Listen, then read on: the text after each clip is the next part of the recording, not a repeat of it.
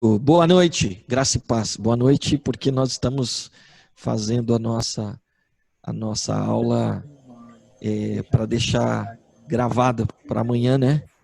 Então, como é Dia das Mães, a gente recebeu um convite e a gente vai estar celebrando com a Dani, junto com alguns amigos também, nesse Dia das Mães. Então, Kátia, você é mamãe aqui, então, feliz Dia das Mães bem antecipado. Que Obrigada. Deus te abençoe e te guarde. Amém. Amém? Amém. E nós vamos continuar a nossa aula aqui, né? Então, só vou pedir uma atenção aqui das crianças, vamos lá. Então, vamos lá, gente. Lembrando um pouquinho do que a gente... Todo mundo vendo tela maior aí? É isso? Uhum. Vamos ter uma palavra de oração? Antes da Amém. gente começar? Obrigado, Paizinho. Nós te agradecemos pelo dia, pela semana, por tudo que o Senhor nos acrescentou de conhecimento essa semana através da nossa relação contigo e também entre os irmãos. As diversas atividades que nós tivemos foram importantes para o nosso crescimento em Ti, em todas as coisas. E queremos clamar que o Senhor continue desenvolvendo o Teu processo salvífico em nós. É para a glória do Teu nome que nós oramos e agradecemos a Ti por tudo que vamos falar, aprender, que Teu Espírito Santo nos acrescente, por mais que tenhamos preparado. Cremos na Tua graça, que sempre está a nosso favor, nos favorecendo em todas as coisas. Portanto, em nome de Jesus, dá-nos o Teu Espírito de sabedoria e entendimento. Em nome de Jesus que oramos. Amém, Senhor. Amém.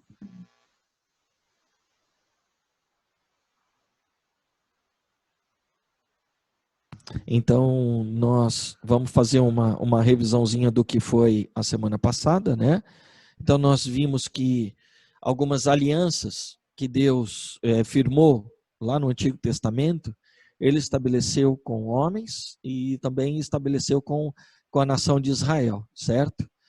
Nós vimos também que a aliança mosaica era uma aliança muito específica porque ela foi destinada aos judeus e não envolviam outros povos até então.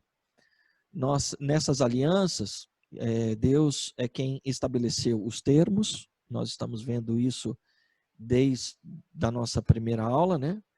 Porque é uma aliança, ela não é um contrato e a gente já estabeleceu informações importantes a respeito dessa diferença. E o povo, diante dessa aliança, a gente viu que o povo disse sim, né, aos termos que foram apresentados. E nós entendemos que para que essa aliança tivesse efeito, era importante que os 613 mandamentos, eles deveriam ser cumpridos. A gente vai ainda falar um pouquinho mais sobre isso hoje. E por fim, é importante a gente entender que nós também apresentamos algumas refutações de Paulo na igreja primitiva com relação a instruções diante das pessoas que queriam ainda balizar a fé em Cristo Jesus, usando como elemento algumas questões que eram da primeira aliança, né? Então, nesse contexto do cristianismo, Paulo ele acaba repudiando essa prática e lembrando sempre que Paulo era um profundo seguidor da lei antes da sua conversão a Cristo. Então, a autoridade paulina diante de tais refutações, eu acho que é muito importante para a gente levar em consideração, né? A aliança ela não pode ser quebrada, então nós falamos sobre isso, certo? Tranquilo? Tranquilo? E eu afirmei também que eu creio que toda a Torá ela sinalizava para o Messias. Lembra disso? Certo? A gente terminou a aula semana passada lembrando do texto de Paulo a Timóteo, no capítulo 1, de 8 a 10, que ele dizia que a Torá é boa. Lembra disso? A Torá é boa. Então, se ela é boa... Oi? Alguém falou alguma coisa? Não? Então, se a Torá é boa, se ela envolve o relacionamento de Deus com as pessoas e das pessoas para com Deus, então, por que ela foi substituída? Quem é que pode me responder isso? Porque o fim da lei é Cristo.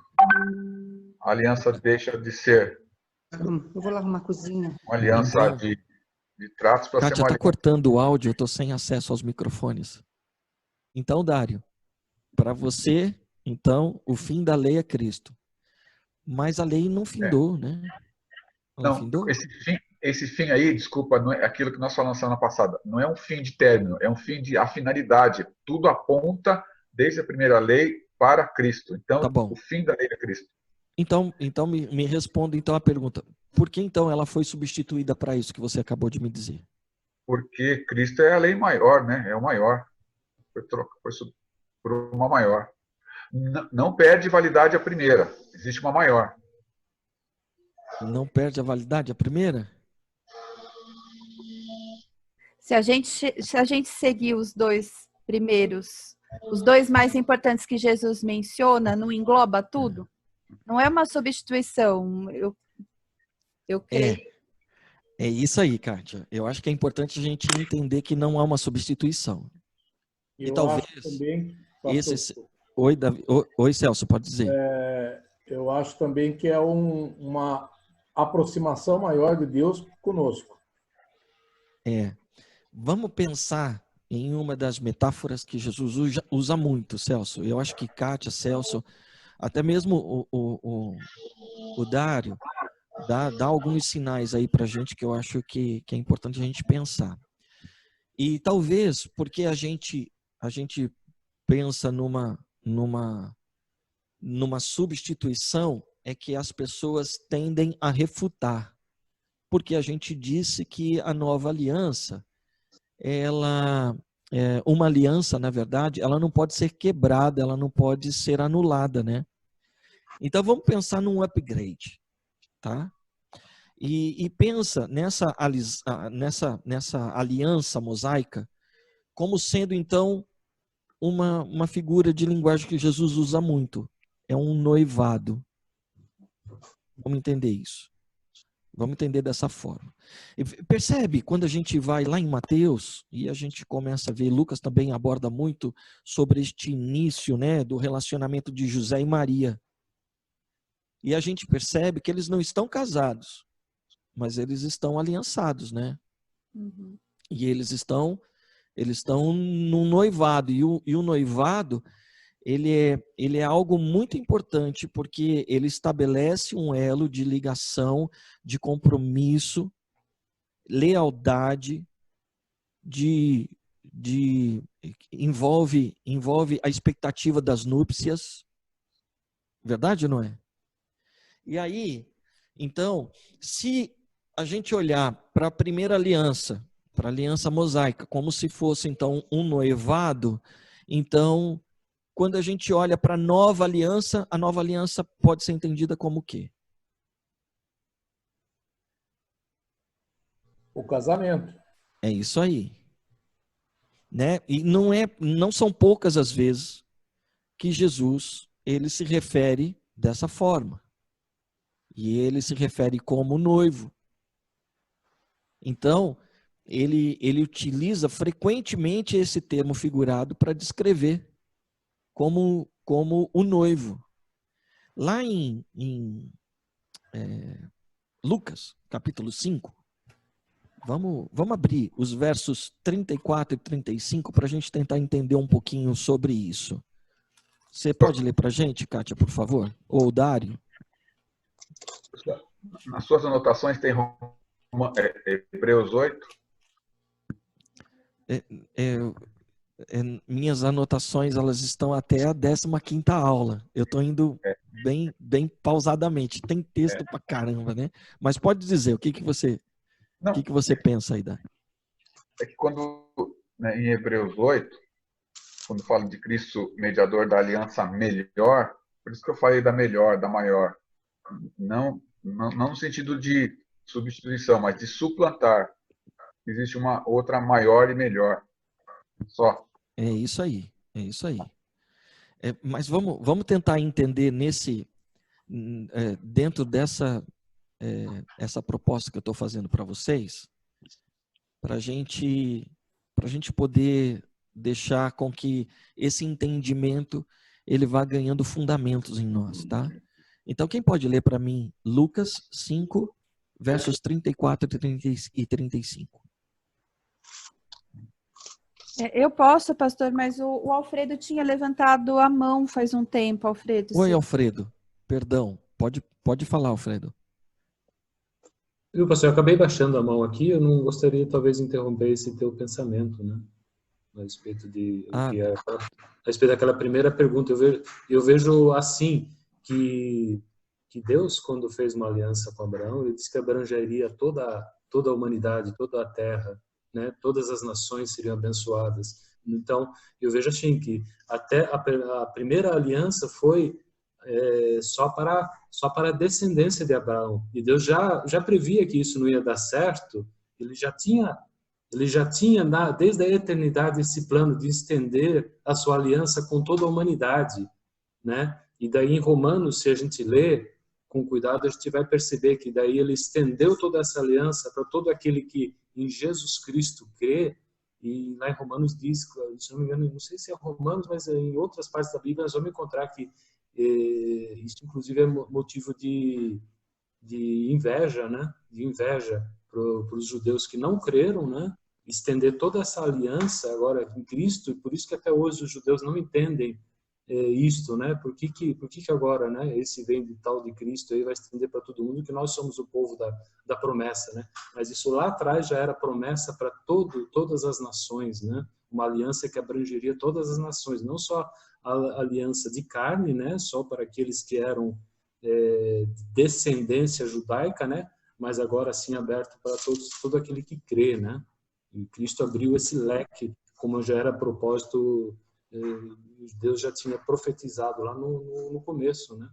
Através dele, ele teria uma descendência, assim como os grãos da areia, né? Fala da descendência carnal, e fala assim como as estrelas do céu, fala da descendência espiritual para abranger daí toda a humanidade nesse plano divino, é de Cristo, que daí abriria não só para aqueles que são descendentes da carne, mas para toda a humanidade através de Jesus Cristo, né? Entendi. Mas vamos pensar assim, se a gente falar que não deu certo, que essa é uma expressão que você usou, é importante a gente lembrar que os planos de Deus, ele nunca se frustram. Então, vamos pensar que a salvação vem dos judeus, tá? Então, é importante a gente pensar nisso, porque Jesus precisava vir de uma descendência. Então, as promessas de Deus e todo o campo, todo o terreno, ele foi preparado desde a eternidade para que isso acontecesse. Talvez é importante a gente fundamentar dessa forma. E era importante porque senão parece que Deus fez a primeira aliança e falou, te enganei, tem um negócio melhor para você, né?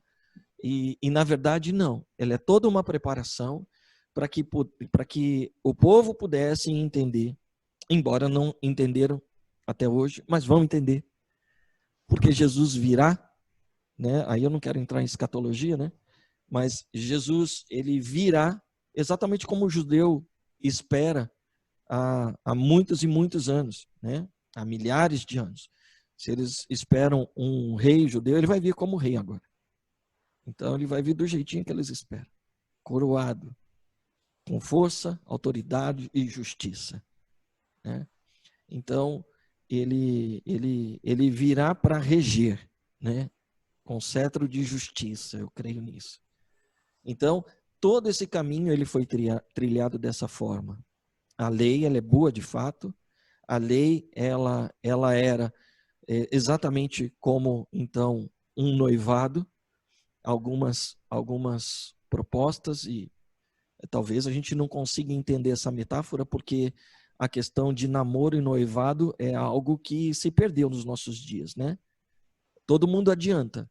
Então, A lua de mel acontece antes, não acontece depois, né? Então, como está tudo deturpado, a gente não consegue compreender muito bem isso. Mas se a gente for lembrar exatamente os preceitos bíblicos, por que eles são dessa forma, e por que as orientações nós cristãos damos dessa forma, tudo isso é para poder nortear-nos. Tudo isso é para poder estabelecer para nós um conceito e uma linha de pensamento de como Deus vem trabalhando na história também, né? Então, vamos lá, Kátia? Vamos. 34 e 35, né, pastor? Isso, querida. Jesus, porém, lhes disse: será que vocês podem fazer com que os convidados para o casamento jejuem enquanto o noivo está com eles? No entanto, virão dias em que o noivo lhes será tirado, e então, naqueles dias, eles vão jejuar. Então, percebe que Jesus usa essa metáfora de noivo e dessa relação de casamento. Depois a gente vê lá em Mateus também, ele falando sobre as noivas. Estava falando com o Alfredo um pouquinho antes sobre isso, né, Alfredo? Então, ele fala sobre a parábola lá das 10 virgens. Ele vai contando para nós algumas relações sobre casamento, né? E é importante nós entendermos, então, que há uma evolução nessa relação. Por isso que agora, então, é importante lembrar, né? Ou talvez pegar isso como gancho, não tem muita teologia escrita a esse respeito, né? Mas é aquilo que o Espírito vem falando também ao meu coração. Então, hoje o Espírito habita em nós, ele mora conosco, né? Algo próprio e relacionado a casamento também. Hoje ele se relaciona intimamente conosco, percebe? Lá na primeira aliança, essa relação ela não era tão forte, tão intensa agora, como é agora, né? Então, de fato, ele escreveu a sua lei em nossos corações e ele habita em nós. Parece que se a gente olhar para a nova aliança com esse tipo de analogia, talvez seja um pouco mais fácil de nós compreendermos onde é que a gente vai chegar com essa história, né? Então, Deus nos concedeu um poder de escolha que nós precisamos levar muito em consideração, e nós vimos isso semana passada, né? A gente só está na introdução, né? 20 minutos de introdução. Então, nós precisamos entender a liberdade e o poder de escolha que Deus nos concedeu. Deus, ele colocou Adão e Eva no jardim lá do Éden e lhes deu o poder de escolherem comer do fruto da árvore, do conhecimento do bem e do mal. E é interessante a gente perceber isso, né? Que Deus, ele deu o conhecimento da sua vontade, ou seja, não coma de todos os frutos, de tudo que há no jardim, mas não coma dessa árvore, né? Uma coisa que eu costumo dizer sempre, eu não sei se eu já falei aqui para vocês, mas talvez nas nossas reuniões de liderança, né? Como Deus não teve uma crise de poder, né? Porque no Antigo Testamento a gente sabe que as pessoas compreendem muito bem que Deus é onisciente, onipotente e onipresente. O que as pessoas não compreendem no Antigo Testamento é que Deus tem vontade. E isso fica muito bem claro no Novo Testamento, principalmente no discurso de Jesus Cristo. Ele apresenta um pai que tem vontade. E Deus, ele no Éden, ele expressa a sua vontade para a sua criação. A minha vontade é que você não coma. Mas ele deixou o fruto lá, deixou a árvore lá. E desobedecer foi uma escolha. Não acolher a vontade de Deus foi uma escolha da humanidade. Então, isso acontece com a gente também o tempo todo. Deus nos deu essa mesma liberdade, né? Para que a gente possa escolher. E é interessante que a aliança é algo que, quando Deus revela a nós, ele também nos dá essa possibilidade de escolha. E como nós vimos a semana passada, lá no texto de Deuteronômio, em 30:19, ele diz, hoje eu coloco diante de vocês a vida e a morte. O que vocês querem? Vocês que escolham. A escolha é sempre algo muito pessoal. E nós precisamos entender que nós somos responsáveis pelas nossas escolhas. Eu sou um indignado, né, diante de justificativas e defesas próprias. Então, quem me conhece, quem tem caminhado comigo, já deve ter percebido isso. Então, na maioria das vezes, há uma tendência nas nossas justificativas e defesas próprias a gente fazer como fizemos lá no Éden, porque isso é característica nossa, é colocar a culpa no outro. Então Adão coloca a culpa na Eva, Eva coloca a culpa na serpente, e aí no final das contas quem fez a serpente foi Deus, a culpa é de Deus. E se a gente começar a fazer esse mesmo escalonamento, a gente vai ver que a gente vai cair nesse mesmo dilema, né? Então, essas justificativas, né, que aconteceram no Éden, acontecem com a gente o tempo todo. E aí percebe, né? A pessoa vai responder alguma coisa para você, alguma indagação que você faz, e aí ele fala, sem querer me justificar, é pior. É pior porque ele tem uma consciência que ele está se justificando e ele está fazendo essa justificativa consciente. É pior, pior ainda, né? Então, Oi, Celso. A culpa é minha, eu ponho em quem eu quiser. Essa é a frase do Celso. A culpa é minha e eu ponho em quem eu quiser. Então, Deus, na verdade, ele não aceita desculpas. Eu não tenho pudor nenhum em dizer isso. Deus não aceita desculpas. Principalmente por escolhas erradas. Porque ele mesmo nos deu o certo e o errado. Ele nos deu a vida e a morte para a gente escolher. O que Deus aceita é arrependimento. É outra história, hein, gente? Vocês conseguem discernir isso? Está claro para nós? Desculpa, ou seja, estou tirando de mim. A culpa, estou tirando de mim e pondo no colo de alguém. Que nem o Celso falou. A culpa é minha e eu ponho no colo de quem eu quiser. Deus não aceita isso. Por que a relação de arrependimento é diferente da relação de culpa? Quem pode me dizer aí? Arrependimento e culpa é a mesma coisa ou é diferente? Vai lá, Dário. Fala aí. Não posso falar agora. Pastor. Fala. Oi.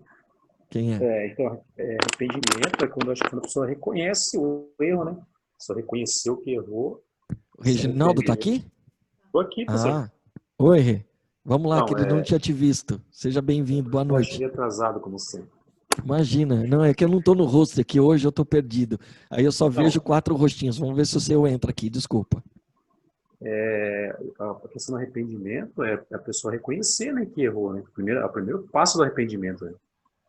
Porque às vezes a pessoa pede até uma desculpa só para pôr a situação assim numa boa para ele, né?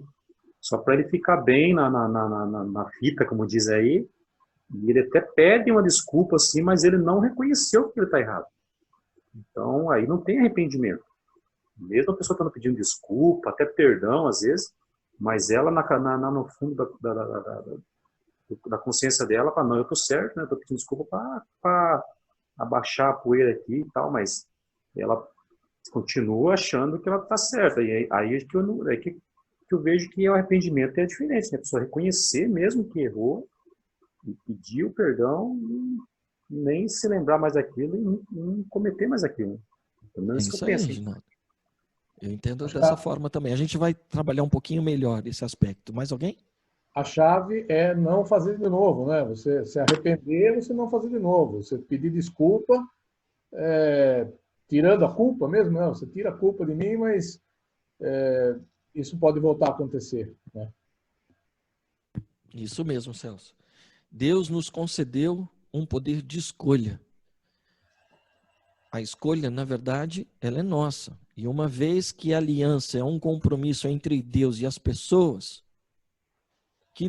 que nos mostra a maneira como ele também se relaciona com a gente e como nós devemos nos relacionar com ele, nós temos então que escolher sobre qual aliança nós queremos viver agora. É a questão do vamos casar de vez ou vamos continuar noivo?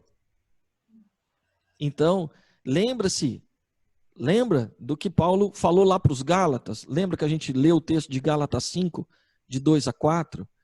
Eu vou ler aqui para vocês. Eu, Paulo, vos afirmo que Cristo de nada vos servirá se vos deixar de circuncidar.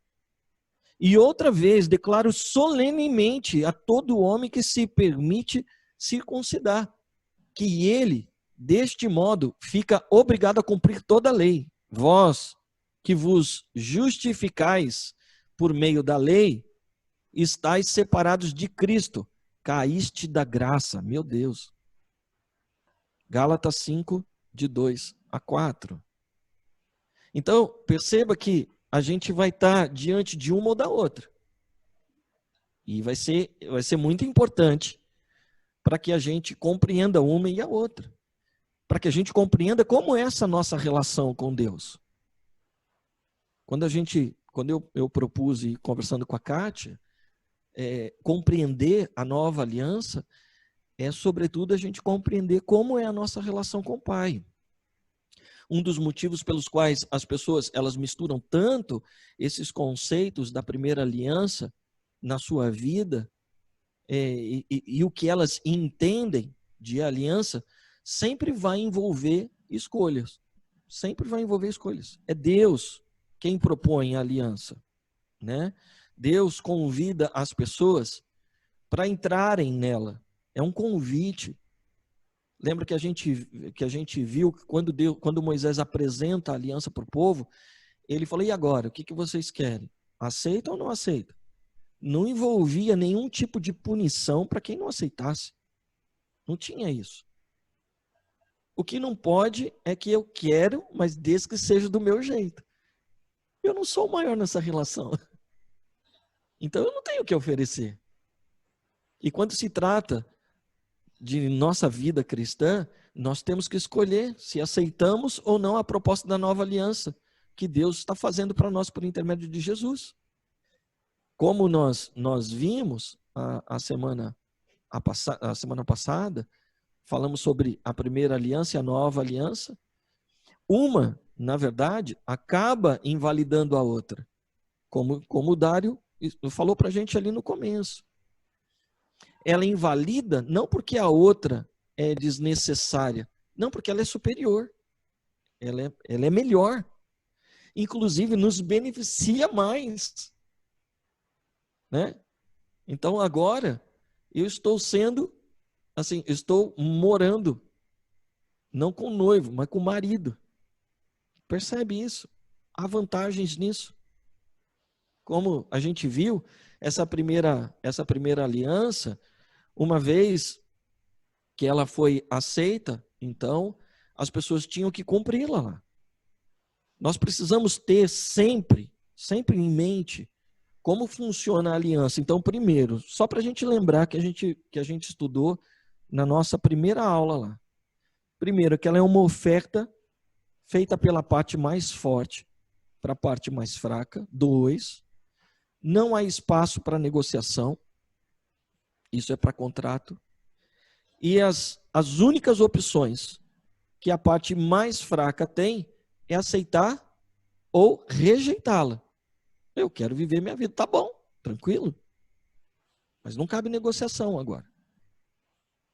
E não há absolutamente nada que nos atrapalhe nesse aceite. Por quê? Porque os grandes beneficiados somos nós. A gente que é muito, muito beneficiado por ela, né?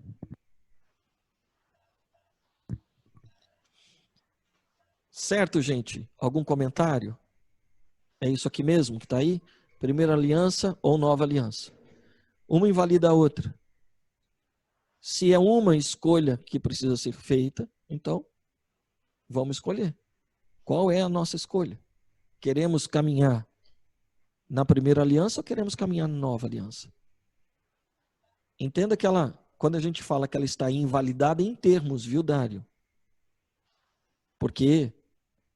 Porque o texto que nós lemos também, ele diz que se nós estamos, e a gente vai ver esse texto novamente, se a gente escolher estar debaixo da antiga aliança, é sobre ela que a gente vai estar até o fim.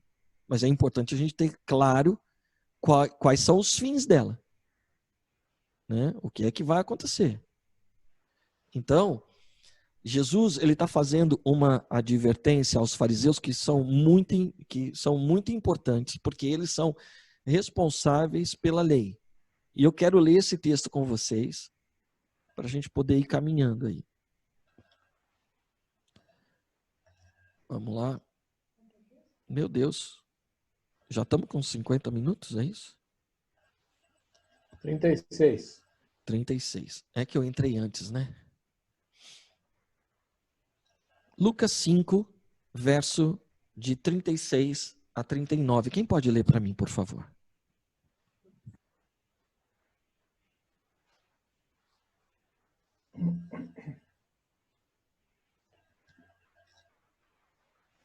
Lucas 5, de 36 a 39. Celso, manda.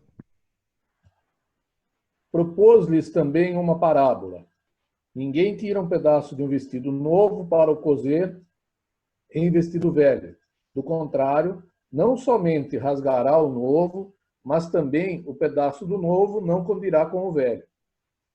E ninguém deita vinho novo em odres velhos. Do contrário, o vinho novo romperá os odres e se derramará, e os odres se perderão. Mas o vinho novo deve ser deitado em odres novos. E ninguém, tendo bebido o velho, quer o novo, porque diz, o velho é bom. Esse texto é muito importante para a nossa compreensão. Jesus ele está advertindo mestres da Torá. E nesse contexto, o que está sendo discutido aí é questões de lei. E analisando o texto, Jesus ele não está preocupado nem com roupa, nem com bebida, né? A gente é muito literal, às vezes. Nós precisamos entender para quem é que Jesus está proferindo e qual é a intenção dele. Jesus ele está falando, então, dos mestres de Torá, ele está falando com os fariseus que seguem rigorosamente a primeira aliança. Eles buscam seguir rigorosamente, quando a gente está falando a primeira aliança, a gente está falando, então, de seguir quantos mandamentos? 613. 613, né? Que são as leis que nós já estudamos lá, que são as mitzvot, né? Nós vimos também que existiam, né, uma intenção da parte dos fariseus, desses homens que seguiam, apresentar-se como homens justos, né, diante de Deus, diante dos homens. Jesus adverte isso, então você quando quiser orar, quando você quiser se apresentar diante de Deus, vá então para o teu quarto, né, se tranca, você não precisa se mostrar para os outros, orando nas praças. Ah, você quando estiver jejuando, você não precisa fazer cara de quem está passando fome, né? Você precisa, na verdade, ter o seu compromisso com Deus. Então, você não precisa ficar mostrando para as pessoas. Eles tinham essa necessidade de mostrar, né, que eles são homens espirituais, seguidores da lei, são homens justos. Leia para mim, Alfredo, por favor, Ezequiel 22:30. Leia para mim, Reginaldo, por favor, Romanos 3:10. Primeiro o Alfredo e depois o Reginaldo. Vamos ver se isso funcionou. Vou dar 2 textos para vocês. Eu poderia citar alguns outros textos, mas só para a gente... esses 2 textos são textos muito simbólicos para nós. Um texto do Antigo e um texto do Novo. Vamos ver se esse negócio funcionou. Alfredo, Ezequiel 22:30.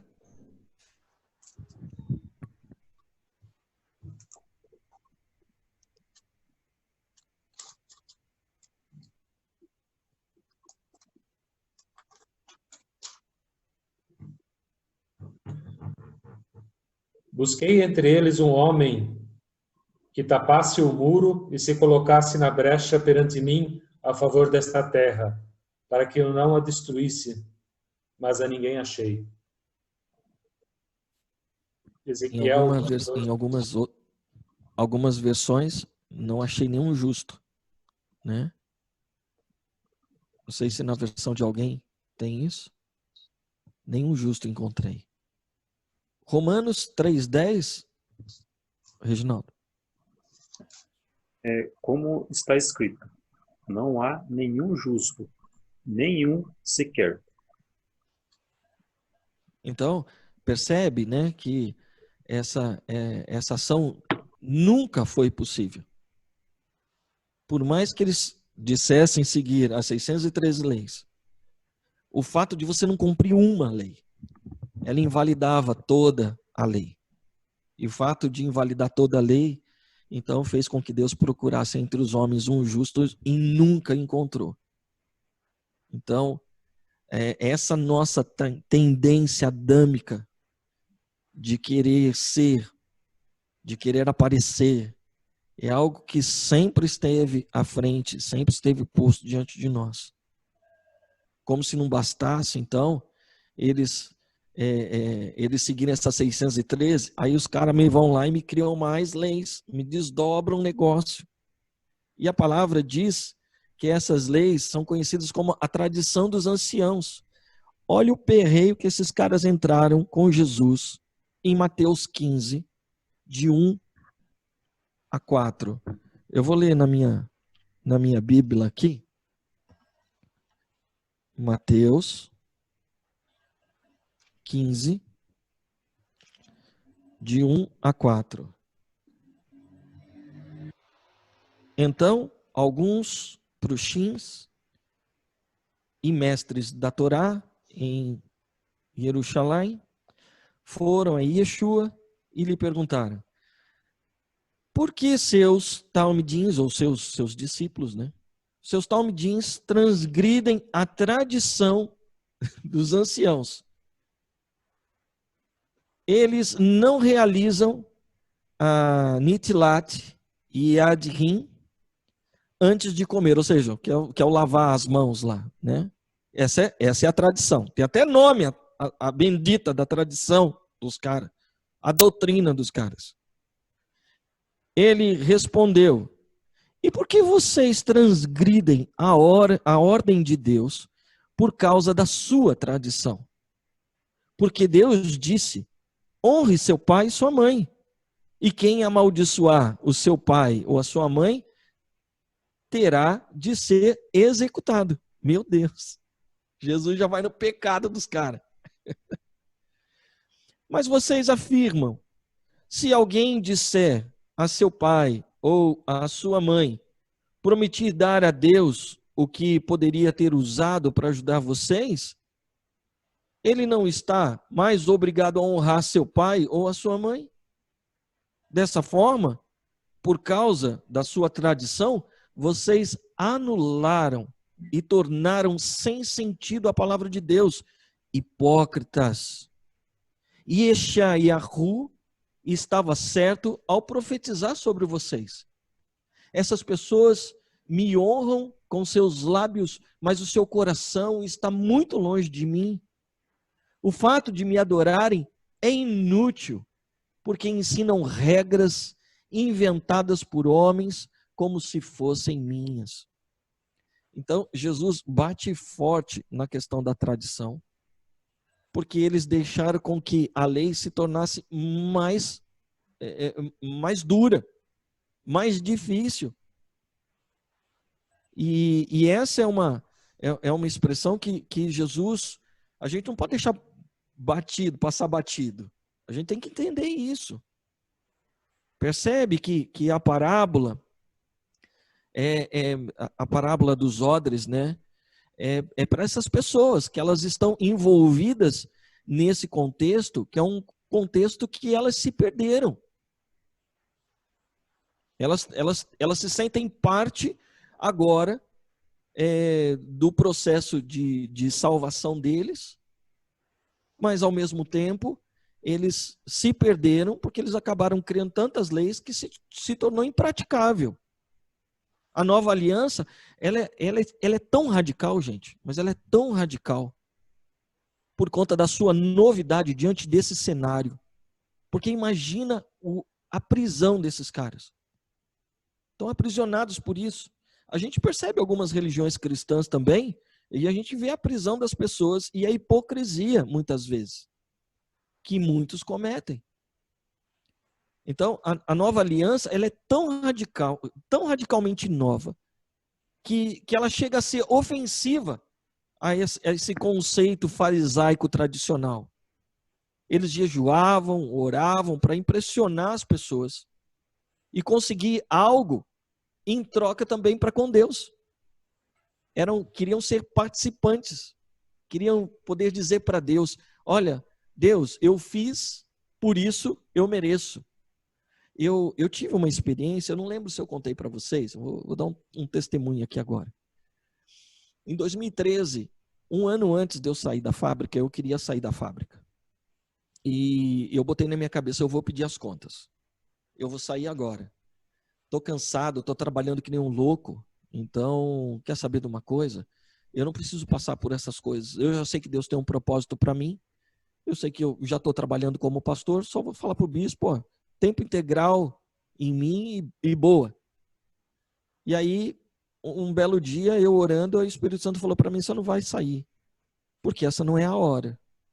Aí eu falei, não, senhor, eu vou ofertar. Ele falou assim, eu não preciso da sua oferta. Eu falei, meu Deus. Ó. Aí ele me levou para o texto no que Deus pede para Abraão levar Isaac, seu filho, o seu único filho, para ser sacrificado. E aí, eu fiquei uma semana meditando nesse texto num vácuo, sem ele me dizer nada. E aí eu li, tem 3 expressões lá. Vai lá, pega Isaac, seu filho, seu único filho. Pega Isaac, seu filho, seu único filho. Isaac, seu filho, seu único filho. Aí, acho que ele ficou com pena de mim, né? Aí eu peguei, um belo dia, tô lá, aí ele pegou e falou assim para mim, leia de novo. Aí eu li, aí eu falei, Senhor, ele falou assim, Isaac era o único filho dele? Aí eu falei, não, tinha Ismael, né?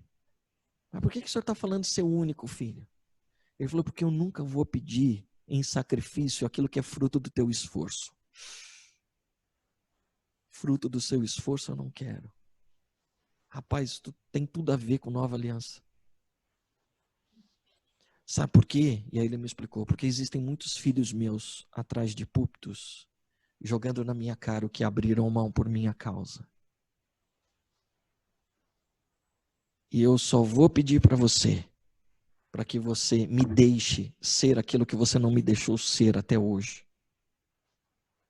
E aí a gente entrou no ano de 2013, e aí no ano de 2014, numa crise. Meu Deus, 2014, então, nem se fale.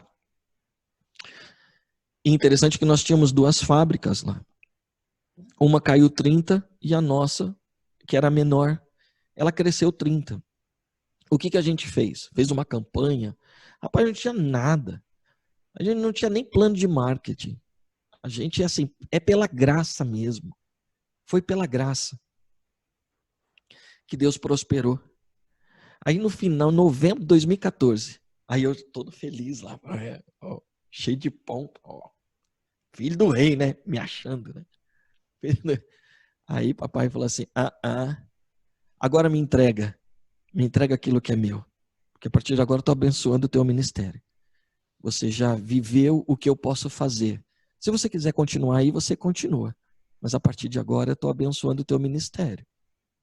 Aí eu falei, pera lá, eu quero estar debaixo da tua mão, pai.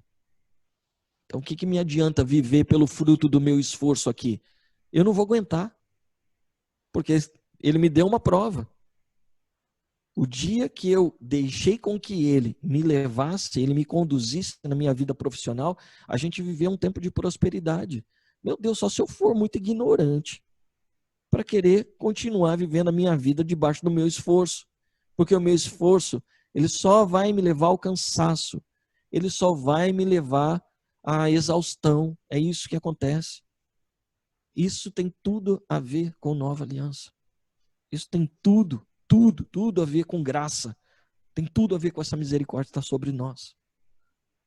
Amém? Amém. Alguém quer comentar, falar alguma coisa? Só eu estou falando. Tranquilo? Jesus, na verdade, ele está dizendo para eles, né? Ó, não se mistura o velho com o novo. Não se mistura. Se isso acontecer, se perde tudo. É absolutamente tudo que vai se perder. Opa! Vocês vão perder tudo. Então, as coisas, quando a gente perde a roupa e quando se perde o vinho, perdeu o propósito. Entendeu? Porque a gente tentou misturar as duas coisas. Perdeu o propósito. A roupa deixa de ser vestimenta, porque ela se rasga. O vinho, ele deixa de ser consumido, porque estoura o odre e ele é derramado. Misturar o velho e o novo acaba invalidando os dois, percebe? Eu já não tenho mais nem roupa e não tenho remendo. Eu não tenho nem o vinho e não tenho nem odre. Rebentou tudo, acabou. Então, o mesmo que ele tá se referindo aí para esses fariseus é o que eu entendo que ele quer trazer para a igreja cristã atual. A gente parece que entrou num ciclo, que é um ciclo no qual nós somos pessoas mais importantes do que a graça. E aquilo que a gente faz para Deus é mais importante do que a graça. Nós precisamos entender isso como igreja. Aquilo que ele diz para os fariseus serve para a gente. Por mais duro que seja, se você fizer alguma coisa, entenda isso em nome de Jesus. E você que está nos ouvindo aí, você que está assistindo, eu vou fazer aqui uma indicação. Se você está assistindo essa aula hoje, eu preciso que você assista desde a primeira para você chegar aqui. Melhor do que você fazer algum tipo de juízo de valor. Porque tudo que a gente está falando aqui está respaldado na palavra. Então, é uma afirmação que eu vou fazer. Se você jejua, se você oferta, se você lê a Bíblia, se você ora, se você serve a Deus, ou qualquer outra obra, a fim de ganhar, a fim de merecer, a fim de se justificar para dizer que você é merecedor de bênção, você está invalidando a graça. Nós precisamos entender isso. Está invalidando a nova aliança. E com isso você está rompendo os odres. Você está rasgando a sua roupa. E aí, Alfredo, vamos pegar esse gancho depois para a nossa discussão sobre as vestes. Tá bom, querido? Tá bom? Amém. Jesus, ele está encerrando essa parábola. Leia para mim o 36 de novo, por favor, Kátia. A parábola que nós estamos vendo aí.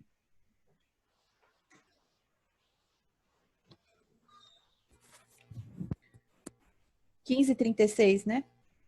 Isso, Kátia. Certeza, pastor? Que a gente leu outro texto antes. Porque o 36... A do Odres. Você está em que texto? Você está em Mateus? Mateus 15. Mateus 15.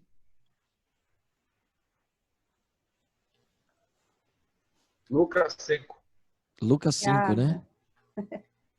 Perdão. Lucas 5. Lucas 5:36. Também lhes contou uma parábola. Ninguém tira um pedaço de uma roupa nova para colocar sobre roupa velha, pois se o fizer, rasgará a roupa nova. E além disso, o remendo da roupa nova não combinará com a roupa velha. E ninguém põe vinho novo em odres velhos, porque se fizer isso, o vinho novo romperá os odres, e o vinho se derramará e os odres se estragarão. Pelo contrário, vinho novo deve ser posto em odres novos. E ninguém, tendo bebido vinho velho, prefere o novo, porque diz, o velho é excelente.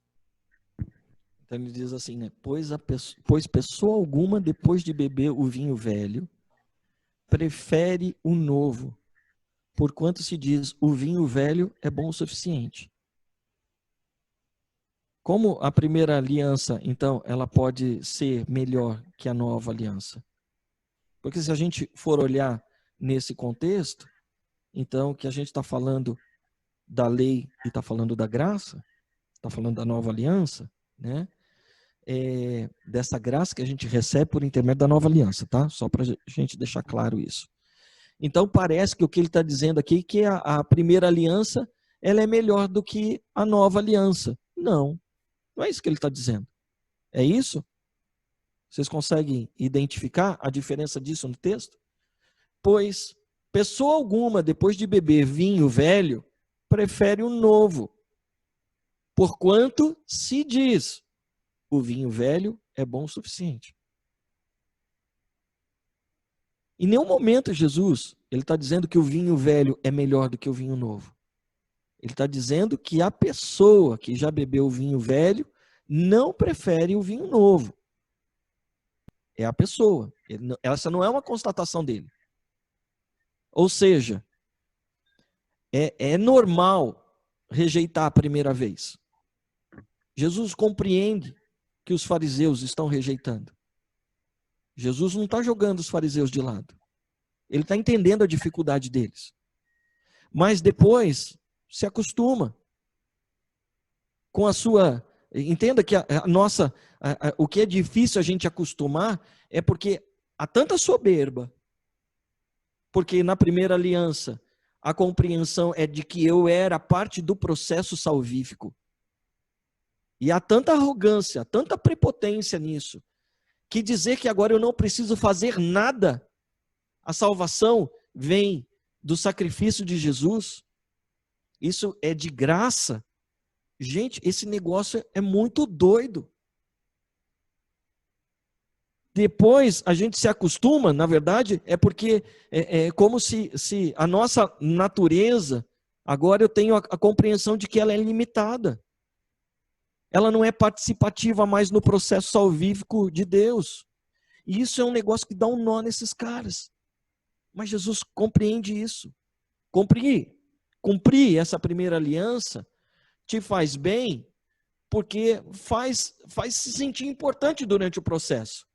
A nova aliança, pelo contrário, ela te faz reconhecer que você é um ser limitado, que você é um pecador. E além disso, ela te faz entender que o teu pecado matou Deus. Isso é muito doido. Não, eu não tenho parte nisso. Tem, e foi por você. Só que isso não é culpa. Essa culpa quem está jogando é você. Isso foi por amor. E a gente é tão fragilizado pela vida que a gente não consegue compreender como é grande o amor de Deus por nós. Oi, Celção. Diga aí, filho. Então, essa comparação que ele faz aí com o novo e o velho, não é porque não tem a ver com o renascimento que o cristão tem que ter? Tem que morrer o velho homem para nascer o novo e aí aceitar a nova aliança? Você pode entender dessa forma também, Celso. Mas o contexto em si, ele está falando sobre lei. Ele está sendo repreendido por eles aí. Né? O contexto em si. Não há problema nenhum em a gente fazer essa comparação como você está fazendo. Porque, de uma certa forma, morrer para nascer de novo significa que existem coisas novas de Deus para Ele acrescentar nas nossas vidas. Isso. Mas o que a gente tá discutindo aqui, o que está em jogo nesse texto, é exatamente essa briga, essa não compreensão, porque eles fazem de tudo, mas Jesus está comendo com um pobre, com meretriz. Jesus está comendo com um pecador. É isso que está acontecendo nesse contexto. Ele está na casa de Levi, não está? Não é isso? Fala, Alfredo. Eu vejo assim, pastor, é justamente nesse fato aí que ele está vindo dessa situação que estão criticando ele. Ele fala que a respeito do odre, né? Para você receber um vinho novo, o odre velho, mesmo o odre velho, precisa receber um tratamento, né? Tanto o odre novo quanto o velho, eles recebem um tratamento antes de colocar um vinho novo. Não adianta pegar o odre velho e jorrar direto o vinho novo nele. Antes de dar esse tratamento, ele não aguenta, né? Tanto o odre novo quanto o velho, que já recebeu uma vez o vinho, ele recebe um tratamento para daí receber o odre novo. Então, aquele velho indivíduo que está acostumado com a lei, se ele não renovar esse entendimento, esse pensamento, ele não vai suportar a nova aliança, né? Eu vejo assim, dessa maneira, essa questão do odre velho e do odre novo, né? E os que estão se chegando a Jesus através do arrependimento. Travou, Alfredo. Oi, Alfredo, travou. Estão me ouvindo já? Agora já. Tá. Então, através de aquelas pessoas que estavam se chegando a Jesus através do arrependimento. Travou de novo. É exatamente isso, Alfredo. Olha o que diz o 27. Depois disso, Jesus saiu e viu um cobrador de impostos chamado Levi, assentado na coletoria, e disse: segue-me. É simples assim, ó. Você não precisa passar por ritual de purificação. Você não vai precisar saber se você presta ou não para poder ser um fariseu. Vai ter que ficar 5 anos servindo dentro do templo para saber se você vai poder cumprir o seu ministério ou não. Foi simples. Jesus chegou para um cara, falou: me segue, mano. Simples. A tradição, isso é algo praticamente impensável. Então, deixando tudo, levantou-se e o seguiu. Fez-lhe Levi um grande banquete em sua casa, e havia ali uma multidão de cobradores de impostos e outros que estavam com ele à mesa. Os fariseus, o que esses miseráveis estavam fazendo lá? Só para sentar o pau, né? Só para brigar com o povo. Tem gente que se contenta só com isso, né? Vou sentar aqui, ó, só para depois criticar, vou fazer um relatório. O relatório. Os fariseus e seus escribas murmuravam contra os discípulos de Jesus, dizendo: por que comeis e bebeis com cobradores de impostos e pecadores? E vocês estão fazendo o que aqui? Ora, não, só estou vendo, eu não estou comendo. Né? Respondeu-lhes Jesus. Aí Jesus entra na conversa. Não necessitam de médicos os sãos, e sim os enfermos. Eu vim chamar os justos. Eu não vim chamar os justos, porque percebe que eles se sentiam os justos? Eu não vim chamar os justos, e sim os pecadores que nem disse o Celso, ao arrependimento. Porque os justos, eles se justificam, mas os pecadores, eles precisam de um Salvador. Sacou? Pega essa chave aí. E aí começa o texto que a gente já leu 2 vezes. Então, Jesus está mudando, quebrando a lógica deles. Está estabelecendo algo novo para eles. E tudo isso para mostrar que não é que eles estão fora, mas que eles precisam entrar aqui para dentro. É algo maior. É uma manifestação de amor maior de Deus entre nós. É o tempo do convívio. Amém? Então, deixa eu falar um negócio para vocês. Destrua a sua justiça própria. Vai lá, abre o microfone de todo mundo. Vamos ler isso todo mundo junto. Destrua sua justiça própria. Destrua sua justiça própria. Destrua sua justiça própria. Fala pro seu irmão que está aí abaixo de você, Kátia. Destrua sua justiça. Destrua sua justiça própria. Não dá pra gente falar quem está do lado. Diz aí, teu irmão. Destrua sua justiça Tá aí na live própria. com você. O povo fica doido, meu. Até na live tem que repetir agora. O que eu estou querendo dizer com isso? A justiça própria é um comportamento, gente. E tem um cara que eu conheci esse ano. Vocês são culpados disso. Né? Reinhard Hartler. Ele é um... Esse é um cara que... Cara, olha... É um dos mais aí da minha lista também. Um cara conhecedor, assim, de uma intimidade tão profunda com Deus. Gente, um testemunho extremamente impactante. Eu ouvi esse cara, né? Falei com ele. Ele é um austríaco, né? E ele mora aqui no Brasil já há muitos anos. Deus mandou ele para cá. E ele tem um livro que fala sobre aliança. Parte das coisas que a gente tem trabalhado, eu tenho retirado também desse material, né? E ele fala sobre essa questão de justiça própria, né? E ele diz que ele conceitua justiça própria como sendo uma pessoa que tenta ser correta diante de Deus, baseado em um comportamento de desempenho. Então, de acordo com o que eu desempenho, parece que vai botar Deus contra a parede amanhã depois, né? Mas vocês já ouviram algum texto bíblico que as pessoas chegam diante do Senhor, né, e dizem, fizemos em teu nome, expulsamos demônios, fizemos isso, aquilo outro. Nem te conheço, irmão. Sai daqui. Às vezes o pessoal pode pensar, né? Nossa, o pastor fala assim, está na Bíblia. Dê a ênfase que você quiser, não tem problema. Mas não se escandalize. Mas é a verdade, nua e crua, né? Então, a solução, na verdade, é render-se à nova aliança e perceber a justiça de Jesus que é sobre nós e não a minha. É Ele que me justifica. A justiça própria, ela é descrita pela primeira vez lá na Gênesis. Leia para mim Gênesis 3:7. Quem achar aí? Gênesis 3:7. Só tem nós três? Aqui não, tem mais. Tem o Reginaldo, tem o Stanley. Ô Stanley, você está vivo aí, Stanley? Fala, estudante. Você que está fazendo as teologias aí, mano.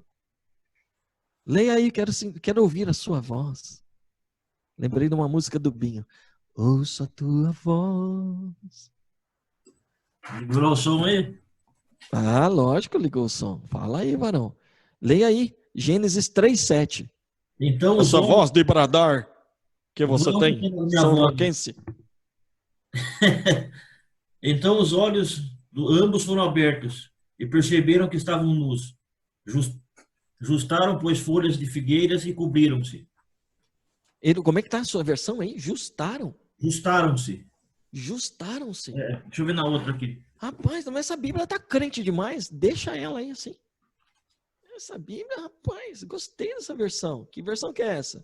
É a Thompson. Ah, é crente, rapaz. De hoje aqui. Quando a gente estuda os símbolos, gente, a simbologia bíblica, a gente chama isso de tipologia, né? O que significa a folha de figueira? Eu já ministrei isso para vocês em outra oportunidade. Quem sabe? O que significa folha de figueira? Ela simboliza boas obras. E quando o homem ele se deparou com a sua própria nudez, a sua reação, na verdade, ela foi cobrir-se, foi natural. Ele tentou cobrir-se com suas próprias obras. E é muito interessante, né? Porque o jardim tinha tudo lá, né? Ele podia ter pego uma folha de bananeira que era grande, né? Ele poderia ter pego uma samambaia, podia ter pego muita coisa. Mas ele foi lá, pegou uma folha de figueira. Muitas folhas, né?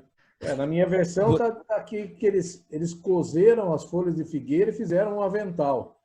Ah, sua Bíblia é herege, hein? Não, tô brincando, gente. Mas é interessante a gente olhar isso, Celso, como sendo a folha de figueira, porque ela simboliza as nossas obras, as nossas justificativas, a nossa ação. Ou seja, eu não preciso de Deus para cobrir o meu pecado. Eu mesmo vou cobrir. Entende?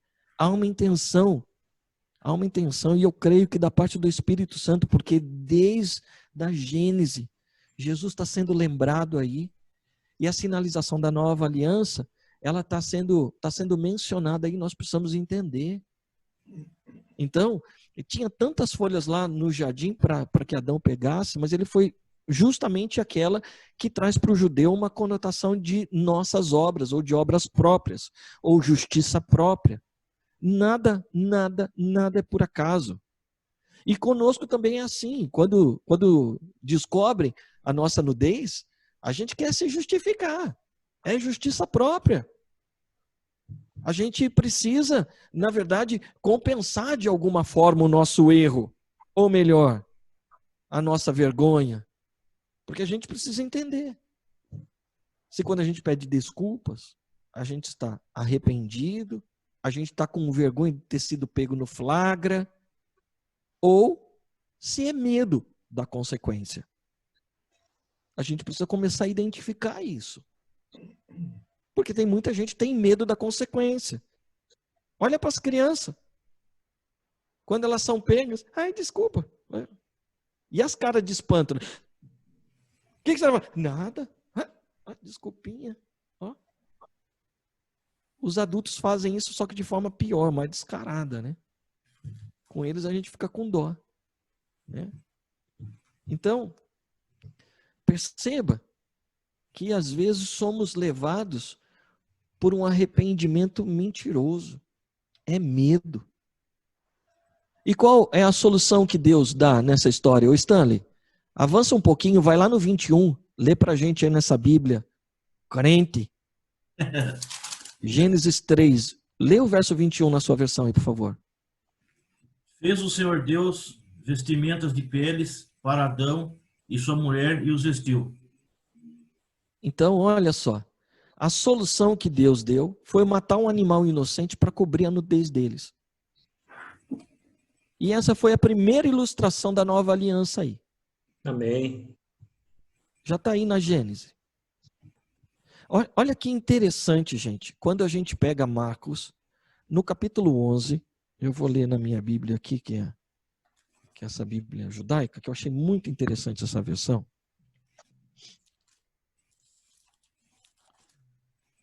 Marcos 11, verso 14, tá? Só para a gente contextualizar. No dia seguinte, quando voltaram a Betânia, ou seja, Betânia, né? E Yeshua teve fome. Vendo à distância uma figueira com folhas, foi ver se encontraria algo nela. Aproximando-se, encontrou o quê? O que ele encontrou? Na sua versão? Não diz? Marcos diz 11. Aí, Kátia. Só folhas. Só folhas, ó. Folhas do quê? Figueira. De figueira. Ele só encontrou folhas de figueira. Porque não era tempo de figos. Aí dá um salto lá para o verso 20. Por favor.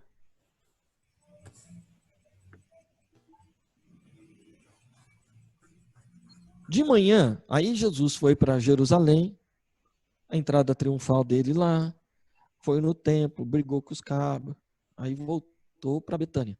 No dia seguinte, quando os talmidins, ou quando os discípulos passaram, viram a figueira seca desde as raízes. Kefa, ou Pedro, né, se lembrou e disse a Yeshua: Rabi, veja, a figueira que você amaldiçoou está seca. E Yeshua respondeu: tem um tipo de confiança que procede de Deus. Tenham o tipo de confiança que procede de Deus. Como é que está essa expressão aí na Bíblia de vocês? Tende fé em Deus. Tende fé em Deus. Né? Tenha o tipo de confiança que procede de Deus. Então parece que a fé é algo que Deus gera em nós. Então esteja antenado, né? Sim, eu lhes digo que se alguém não duvidar no coração, mas crer que acontecerá o que diz, e disser a este monte, atire-se no mar, assim lhe será feito. Portanto, eu lhes digo, tudo o que pedirem em oração, confiem que já o receberam, e assim lhe sucederá. E quando estiverem orando, se tiverem alguma coisa contra alguém, perdoem-no, para que também o Pai Celestial perdoe os pecados de vocês. Então, é muito interessante, né? Que o que Jesus ele encontrou, primeiro, foram apenas as folhas dessa figueira e não havia fruto. Então, veja que tem obra, mas não tem fruto. Então, ter obra e não ter fruto, né? Tá até parecendo Mateus 7, 20 a 23, né? Nem todo aquele que dirá Senhor, Senhor. Não, vamos pegar esse texto, já que a gente está em Mateus 7. Eu vou ler nessa Bíblia. Mateus 7, de 20 a 23. O que sai da pessoa, ele continuou, é o que a torna impura. Eu estou em Marcos. É Marcos? É Mateus. Eu estou em Marcos, perdão. Mateus 7, de 20 a 22. Olha o 19. Toda árvore, olha só, toda árvore que não poder dar fruto, toda árvore que não produz bom fruto é cortada e lançada ao fogo. Assim, vocês os conhecerão pelo fruto. Deus não conhece ninguém pelas obras. Deus não te conhece por aquilo que você faz. Deus conhece você pelo fruto. Sacou aí? Pegou essa chave? Então, é pelo fruto que ele nos conhece, não por aquilo que a gente produz, não por aquilo que a gente faz. Entendeu? Não é pelas obras, é pelo fruto. Assim, vocês serão reconhecidos pelo fruto. Nem todo aquele que diz Senhor, Senhor entrará no reino dos céus, mas apenas o que faz, o que meu Pai Celestial deseja. Naquele dia, muitos me dirão, Senhor, Senhor, não profetizamos em seu nome não expulsamos demônios, não realizamos muitos milagres em seu nome. E então eu lhes direi na cara, na minha versão aqui, ó, eu lhes direi na cara, nunca os conheci, afastem-se de mim, praticantes do que é contra a lei. Meu Deus. Ó. Então, tem um tipo de confiança que procede de Deus, ou seja, tenham fé em Deus, estejam alinhados naquilo que Deus deseja para vocês, derramou sobre o coração de vocês, derramou sobre a vida de vocês, creiam nisso. Fé é a certeza daquilo que a gente não vê, mas que a gente espera. Esse texto de Hebreus 11 está falando sobre as nossas expectativas de ressurreição, de salvação, de promessas que nós recebemos em Jesus. Por quê? Então, é que na verdade a gente se perde, porque a gente é muito literal às vezes, a gente não consegue compreender a palavra, a gente não busca a revelação dessa palavra. A confiança do que você faz, ela precisa, na verdade, estar naquilo que Deus pediu para você fazer. Você faz o que Ele te destina a fazer e não o que você acha importante fazer. É isso que a gente está entendendo aqui. A justiça, ela vem do Senhor e não daquilo que eu faço. Não é o que eu faço que vai me fazer ser justo. Tudo o que pedirem em oração, vocês já receberam, diz o texto de Marcos aí que a gente leu. nós já recebemos. Falei sobre isso domingo. Essa é a justificação que nós recebemos na cruz de Jesus. Já nos foi concedida todas as coisas, gente. Não precisa você fazer nada para receber, a não ser crer que o Senhor já derramou sobre nós, já conquistou para nós. Ao orar, apenas a gente vai precisar constatar o que Jesus conquistou por nós. Além dele cobrir a nossa nudez, lógico, né? Jesus derramou sobre nós todas as promessas que estão descritas lá na primeira aliança. Ele cumpriu. Se ele cumpriu, todas elas já são sobre nós. Não nos relacionamos mais com Deus através do nosso comportamento, através das nossas boas obras, mas somente através da morte de Jesus Cristo. E no momento em que eu desempenho alguma coisa, né, escorrego de volta a mentalidade da primeira aliança. Toda vez que eu achar que eu vou fazer alguma coisa para ser bem visto, para ter que aparecer, ou para Deus me aceitar, eu estou escorregando na primeira aliança. Perco a oportunidade de desfrutar os benefícios e as bênçãos dessa maravilhosa graça que está na nova aliança. E aí Paulo é mais forte ainda, ele fala, caíste da graça. Pronto. Olha uma expressão de cair da graça. É quando a gente volta à primeira aliança, a aliança mosaica, ao que o pessoal chama velha aliança ou antiga aliança. Pergunta? Comentários? Fale agora.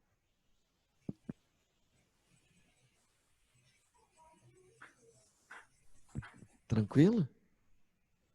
Posso fazer uma pergunta, pastor? Pode, que Reginaldo. Então, não lembro onde que eu vi isso aí, mas parece que tem uma linha de judaísmo, o pastor deve saber mais sobre isso, que eles acreditam que a salvação, igual o pastor falou, né, é por mérito próprio, né? Eles não mérito assim diretamente. O que eles alegam é que quando a pessoa nasce, Deus já coloca uma determinada prova para aquela pessoa. Aí, se a pessoa conseguir lutar contra aquela prova, vencer aquilo lá, ela já fez por merecer a salvação. E já na primeira vida dela, ela já é salva. Se não conseguir, ela, segundo eles, morrem e são reencarnados com outras provas. Aí assim vai até infinitamente, até um dia eles conseguirem lá vencer isso aí e ser salvo. É um pensamento que é meio estranho. Na verdade, isso é kardecismo, né? Eu acho que acho que esses fariseus aí que eles acreditam nisso aí. Né? Não. Eu vi um judeu falando isso aí. Isso tá. Do jeito que você contou, tá muito mais parecido com o kardecismo, né? Mas existe uma outra linha, né? Que é uma linha mais espiritualista, cabalística do judaísmo, mas eu nunca me aprofundei muito nisso, não. Então, não tive essa curiosidade. Eu prefiro estudar as questões mais concernentes àquilo que estava acontecendo com o cristianismo. Eu vou falar um pouquinho sobre isso amanhã. Eu preferi estudar um pouquinho mais sobre as dificuldades do que eles estão enfrentando na igreja primitiva, Reginaldo. O gnosticismo é algo muito forte. E o gnosticismo ele tem muito a ver com a busca do conhecimento, que é o que Pedro está lutando nessa segunda carta. Eu vou aprofundar um pouquinho mais esse assunto amanhã, para a gente entender onde o Senhor quer nos conduzir, né? Mas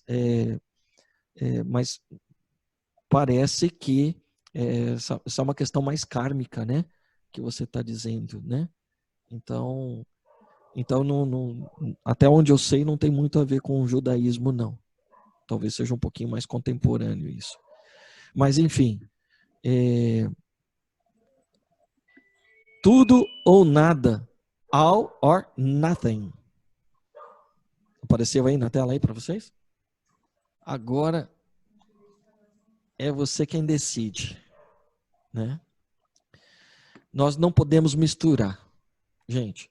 A gente não pode misturar a graça ou a primeira aliança. A gente não pode misturar lei e graça, a primeira aliança com nova aliança. Foi isso o que Jesus disse na parábola dos odres. E também Tiago, ele falou, usando em outras palavras, para ilustrar essa verdade para nós, né? Quem pode ler aqui? Ó, dá para ler até aqui, ó. Será que dá para ver?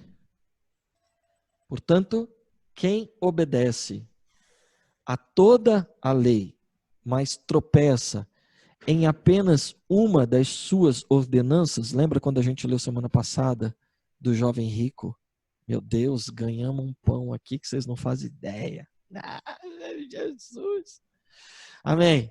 Vamos voltar para o foco aqui. Isso é graça, tá vendo? Deus conquistou, estou pensando, o que nós vamos jantar? Chegou um pão aqui, isso é graça, mano. Pelo amor de Deus. O resto é Baal, isso que é Deus. Pelo amor, viu? Portanto, quem obedece... Oi? Veja se o motoqueiro ainda está aí, manda trazer um aqui. Rapaz, Jesus. Portanto, quem obedece a toda a lei, mas tropeça em apenas uma das suas ordenanças, torna-se culpado de quebrá-la integralmente, pois aquele que proclamou não adulterarás também ordenou, não matarás. Ora, se não adulteras, porém cometes um assassinato, tu tornastes da mesma forma transgressor da lei. E aqui ele está usando referenciais duros, né? E eu não gosto dessas referências que esses caras usam, porque é muito duro essas coisas. A pessoa pode falar assim, eu não matei ninguém, eu não adulterei, então não serve para mim. Sim, mas você não cuida do pai e da mãe, que está descrito lá, que Jesus fala com os fariseus. Você não cuida do teu pai, não cuida da tua mãe, acabou, quebrou. Você não pode. Então, nós, na verdade, precisamos escolher, né? Porque eu não posso servir em partes a antiga aliança e em partes a nova. Eu não consigo fazer um misto delas. Onde que eu quero viver? Né? Então, o que Tiago está dizendo, se você quiser seguir a antiga aliança, siga. Se você quer seguir a lei de Moisés, siga, mas siga integral. Siga ela inteira. E se entendermos merecer algo de Deus guardando a lei, então tem que entender que você vai precisar seguir, guardar toda a lei. Em todos os mandamentos, durante todos os dias da sua vida, sem falhar uma só vez. Quer seja em pensamento, quer seja em ação, você se quebrar a lei, então você não vai ser merecedor das bênçãos. Guarda isso. Tem gente guardando uma parte da lei aí só. E está achando que só pelo fato de fazer culto num dia da semana específico, eles estão guardando a lei. Isso está descrito na Bíblia. Não sou eu que estou inventando. Isso é muito sério. Amém? Perguntas? Dúvidas? Algum tipo de colaboração? Vamos olhar para todo mundo agora? Agora sim. Dúvidas? Comentários? Pastor Felipe. Quando você diz, citando aí Tiago, quanto ao cumprimento da lei, você está dizendo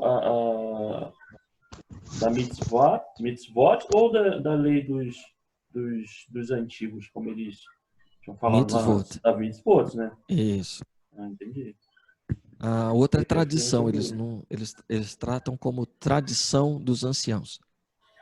A lei, basicamente, são as mitzvot. Mas percebe que eles se misturaram no meio da jornada, pastor? Uhum.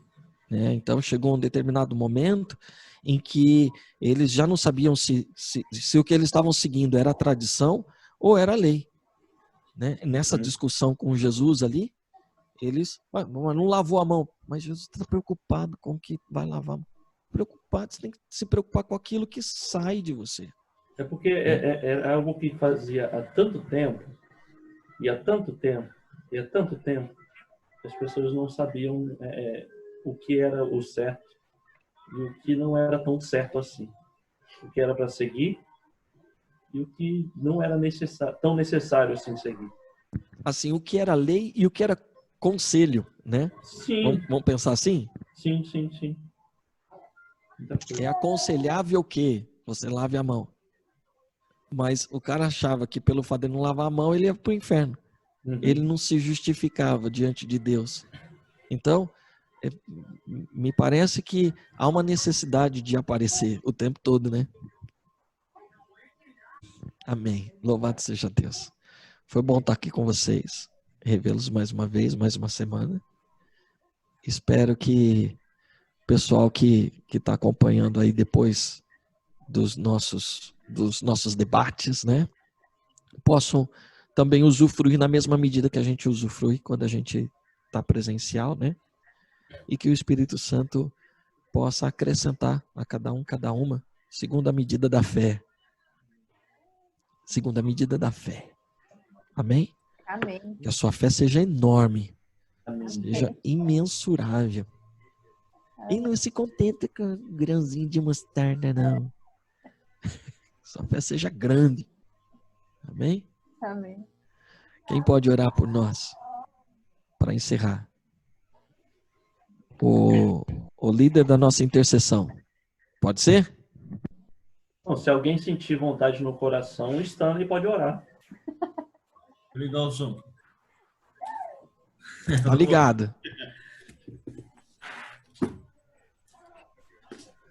Pai, nós agradecemos ao Senhor por esse momento, Deus. Momento de aprendizado, momento de intimidade contigo, Senhor.